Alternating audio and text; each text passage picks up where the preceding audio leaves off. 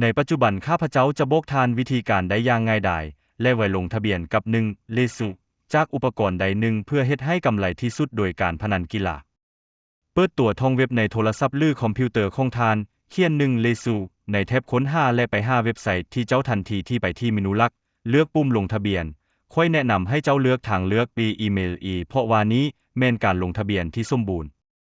ด้วยการปกป้องข้อมูลของทานในที่นี้ทานเลือกประเทศสกุลเงินภาคพื้นใส่ที่อยู่อีเมลของทานชื่อนามสกุลและเบอร์โทรศัพท์สำหรับการปกป้อง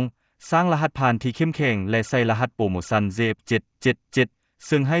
200% ให้กับเจ้าฝากเงินและกดปุ่มลงทะเบียนข้าพเจ้าจะออกรหัสส่งเสริมการขายสำหรับทานในคำเห็นภายใต้วิดีโอหลังจากนั้นตืมเงินใส่บัญชีของทานในวิธีที่สะดวกและเอา200%ของทานในเงินฝากครั้งทำอิฐ